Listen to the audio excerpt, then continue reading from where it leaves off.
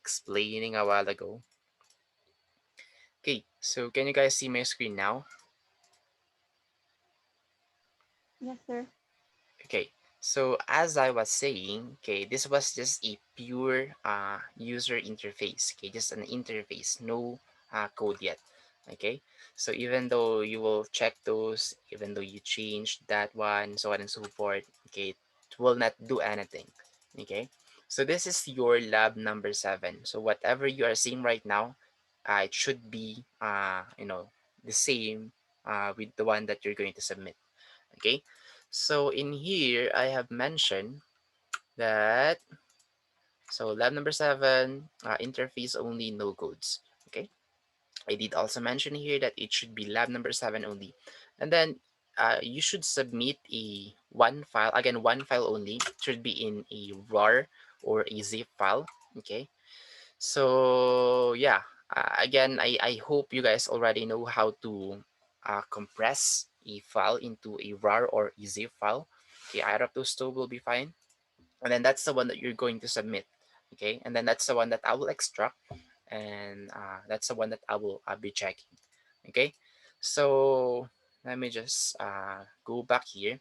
So in here, let's create a new project. So the one that I'm using is 2019.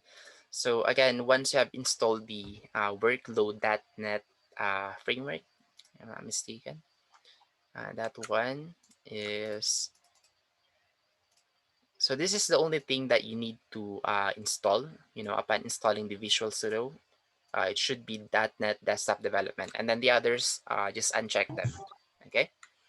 And then once you're done with that, you will see this package only. So we have NUnit, WPF, Windows Forms, Windows Form Control, etc., etc. Okay, so in here, we will only use one. Okay, so we will only use this one, Windows Forms app .NET framework. Okay, so you can also find it here. Okay, Windows Forms app .NET framework. So just left click that one. So it's desktop, Visual Basic, and then Windows, and then click next. Then it will lead you to this project name. So you have to configure your project. Okay, so in here we have project name, location, and then solution name. So one thing that you will notice here is whatever is the name of your project name is the same with your solution name. Okay, those two actually goes together. Whatever is the name of your project will be the same with the solution name. So if I will change this one, it will also change the name of solution name. So that is why you don't need to change anything on the solution name. Okay, so all you need to do is put whatever is the name that you want to put as the name of your project. So in here, well, in creating lab number 7, so just name it laboratory, and then NO dot and then 7. Okay, so you cannot use hashtag here or the sharp sign or the number sign. Okay, so special characters in naming a file, okay, is not valid in here.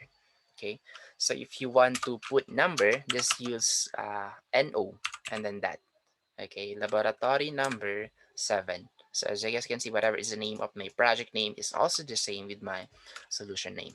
Okay, and one thing that you guys also need to check is the framework.